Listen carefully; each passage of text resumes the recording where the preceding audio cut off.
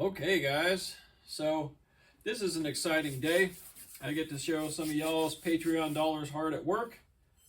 I was able to put some of the money you guys very graciously donate towards my channel and buy some new equipment for the milling machine with it.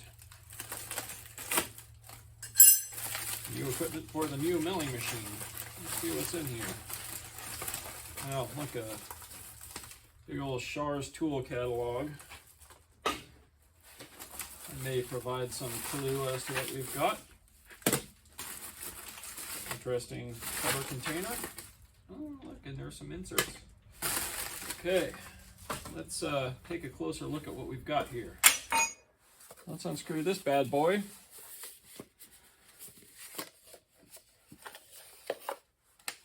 There is a little wrench, T20 wrench, and just some padding in there. Okay, here's the business end. So, 2.5 inch diameter, 5 flute, 45-degree positive rake angle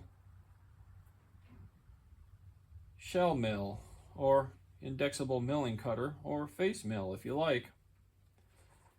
Pretty neat. Let's wipe a little bit of this excess oil off.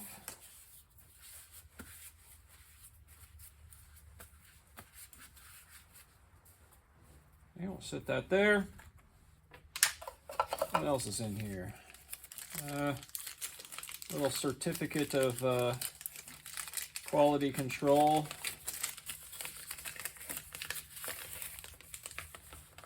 Tested and qualified. Meets all requirements of relative standards.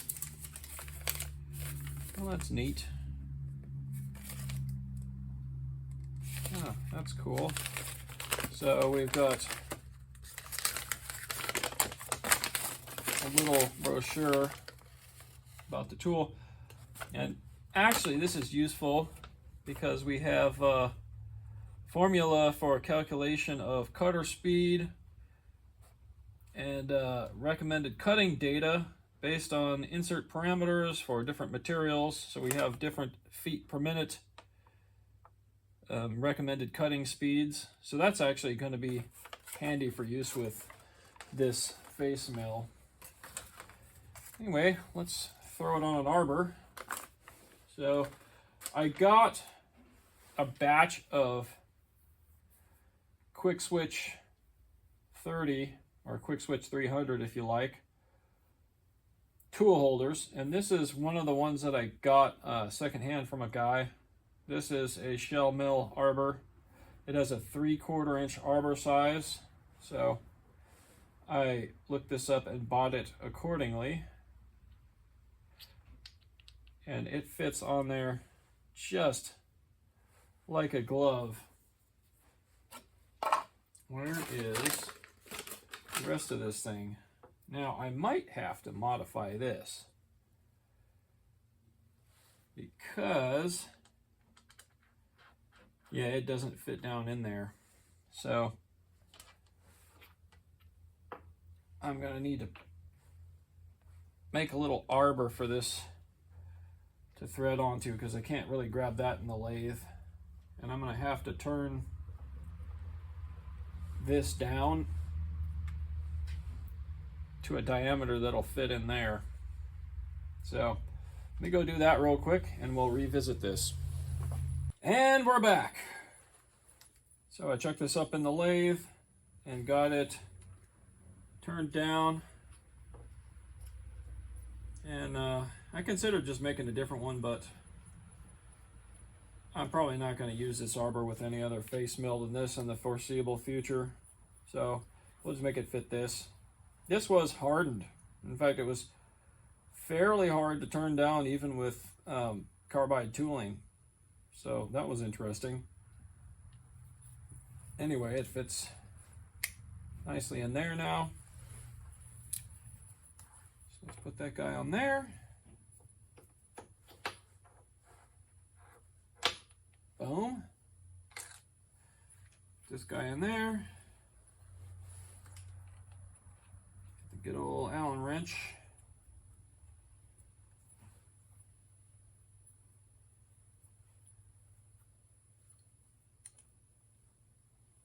Get that installed on there. Might snug it up a little bit more once we got it in the spindle. Now let's put some inserts in there. So I got this off of eBay, or sorry, Amazon. Anyway, I did some research on which Facemill I wanted to get. I don't like to just buy stuff willy-nilly because not all tooling is created equal. So I did what I normally do. I went and looked around on practicalmachinist.com, threads and stuff about recommended Facemill tooling. And I found that people tend to recommend these 45-degree positive rake, 45-degree angle indexable cutters. These can also be had fairly cheaply. This one didn't break the bank by any means, particularly from Shars, but they cost a little bit more than their kind of bottom of the barrel 90-degree cutters. They use like square inserts.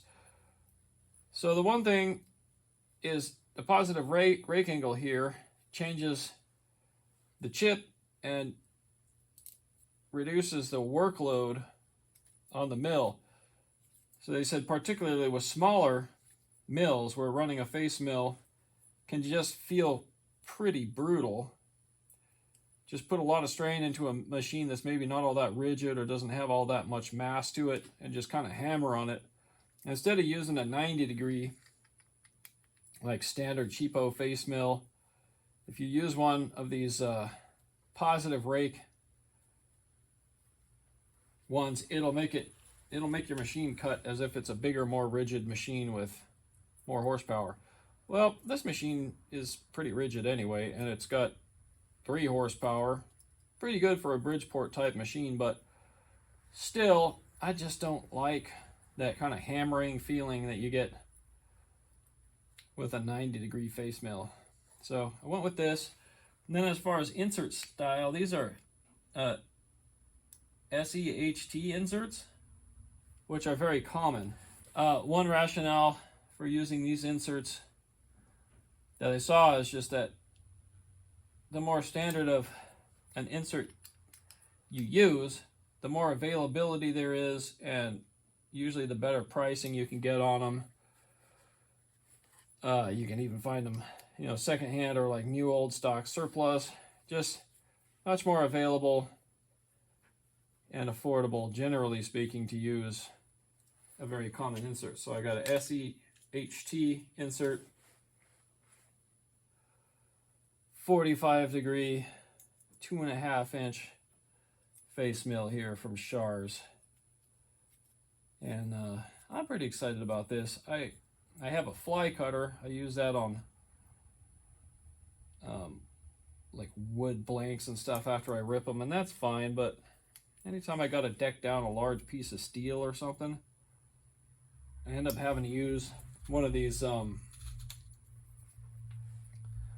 like 4-flute high-speed steel 3/4-inch end mills or something. I got like a whole box of them from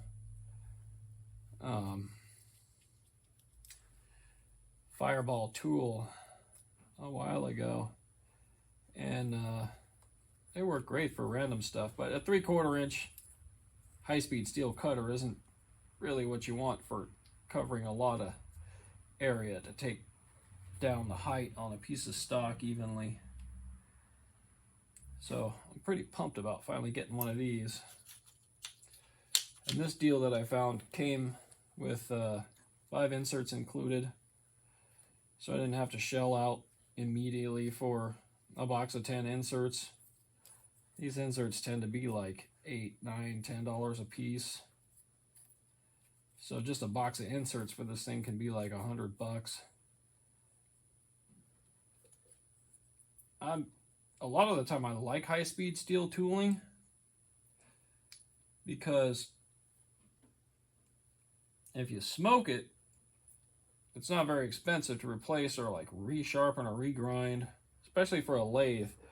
You can regrind a high-speed steel lathe tool a bunch of times or shape it differently depending on how you want. But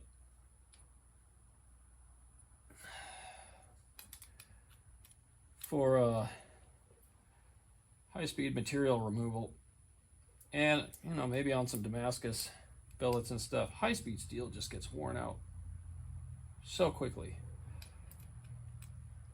And you just mowing the lawn on a piece with all that surface area, you got to make a bunch of passes to cover the entire surface of any kind of a big piece. That this is just more time effective for sure. All right, well, I got all those torqued on there fairly evenly. I'll get this put away. Get these put away. I already went ahead and grabbed a piece of just scrap 1/2-inch mild steel in the vise here to cut on.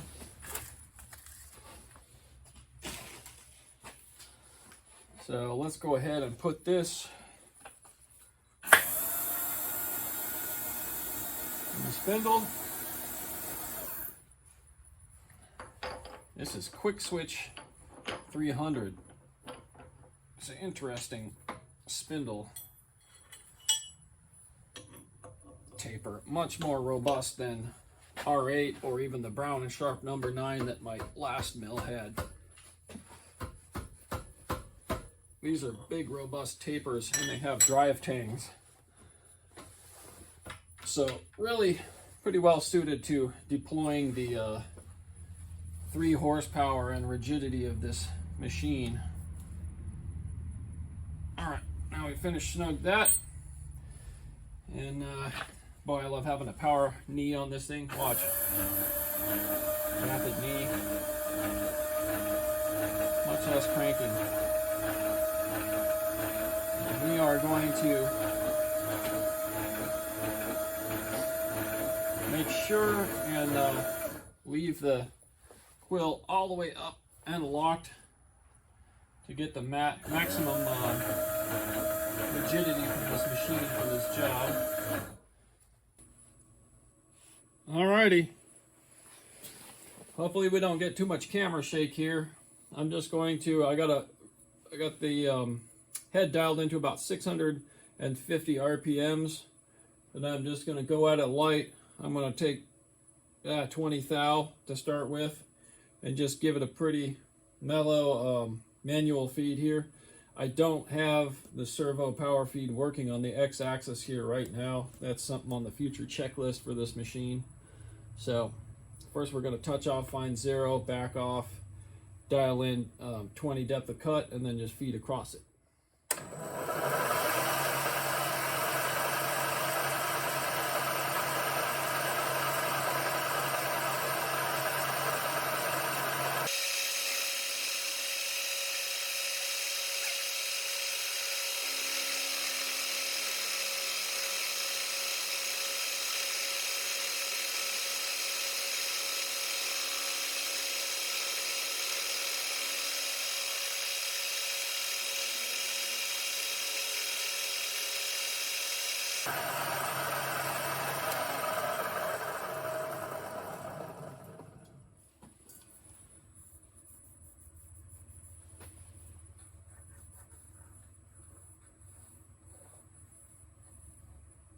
Wow, this is cool as a cuke.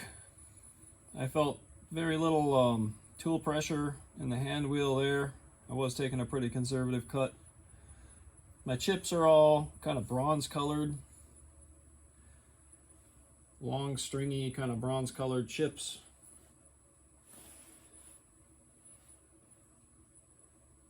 Yeah, spiral chips.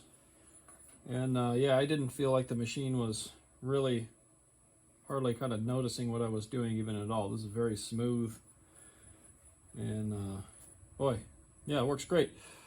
I don't have much of like a crosshatch pattern here, so I probably have to improve the tram on my, or the not the tram this way, but the tram on the actual angle on the head a little bit. So I'll work on that and I'll test this out more, but for now this is working as advertised and seems to be doing a very nice job. Well, there you have it, guys. Again, a big sincere thanks to everyone who donates to my Patreon. I really appreciate it. I got, you know, like anybody that does stuff like this, I have a huge checklist of stuff that I'd like to add to the shop, tooling, things like that, that will extend my capabilities when I can afford things. And I do try to put Patreon money toward the shop directly and toward funding stuff that I can then use on the channel, and you guys can kind of enjoy watching or maybe learn a little something about seeing used. So thank you again for your contributions, and I'll be showing more about this mill and other machines and kind of my shop tooling playlist here. So have a good night.